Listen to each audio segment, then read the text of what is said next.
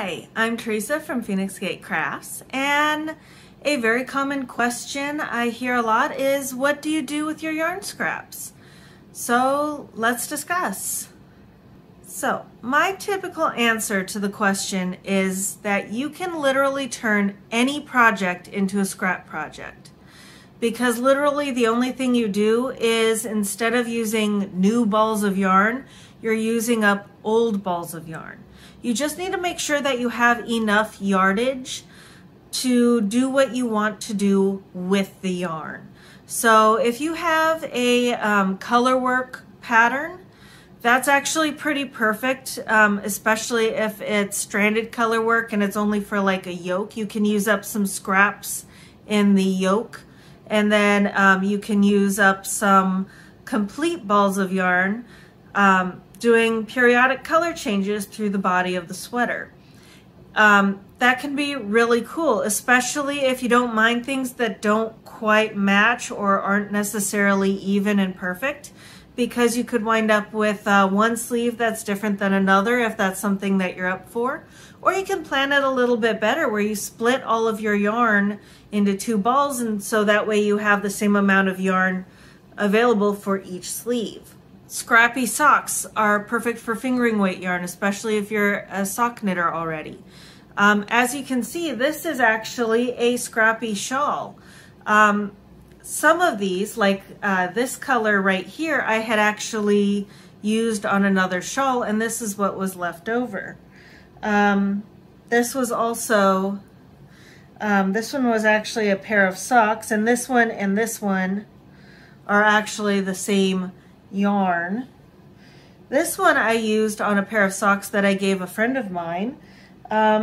This yarn actually wound up making 3 socks, 1 pair, and then one that I wound up deciding I didn't like the pattern of. I finished 1 sock and refused to make another, and it made a pair of fingerless mitts as well. This one I dyed myself, as well as this one actually. And this one I used on a pair of Hermione's everyday socks. I call them my Easter egg socks because I made them in time for Easter.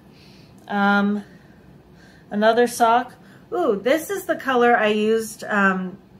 It's called celery stalk, and I used it to make a pair of green socks for a student of mine.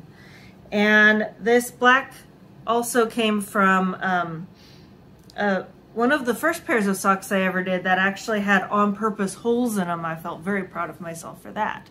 So I used up quite a bit of yarn in this shawl, and I chose colors that kind of went well together, but they didn't necessarily, like, this isn't really a color I have anything else that would go with. So sticking it between a black with blue and something that's actually a very dark green, that's so dark in many lights it actually looks black, actually worked out pretty well.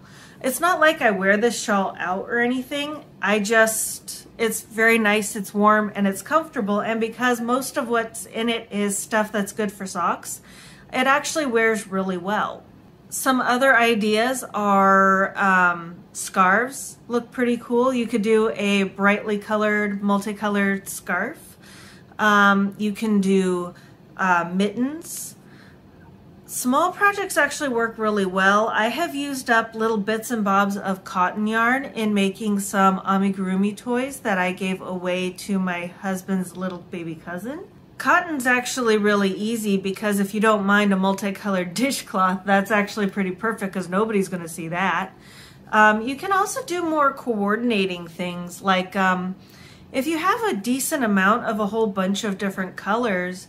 Jada and Stitches actually has an idea for doing a marled blanket, where you could just pick a stitch for a blanket. So she does crochet, but you can actually do like this with knitting as well, where as long as all of your fiber types are pretty much the same and the yarn weight is, you know, within a ballpark of the same, you can actually split all of your yarn into 2 color groups. So you could do like light colors and dark colors, or you could do bright colors and dim colors, or something along those lines. Whatever rule you want, you create 2 groups.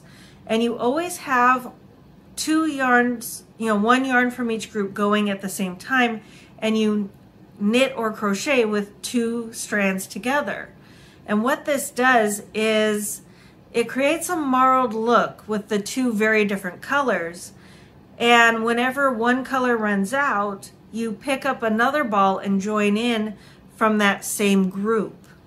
So periodically the color will change. You might have, say, a dark color that continues up for quite a long ways, but you'll have 3 or 4 different light color changes, or vice versa. Or they'll kind of run out in within a couple of stitches of each other, and it'll just change. And because these changes are happening randomly, you can pick any spot in the blanket and it's going to look different. And if you feel something's going on for far too long, you can cut it and join it back in later.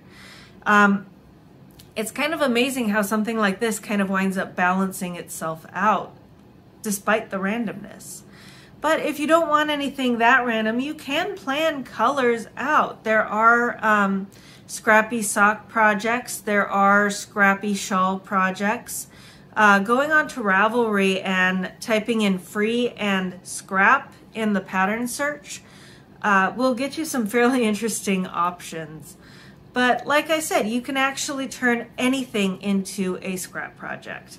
You just have to be creative and have enough yarn. And it really helps if you don't mind weaving in tails. Anyway, I hope this helped. Happy crafting. Bye.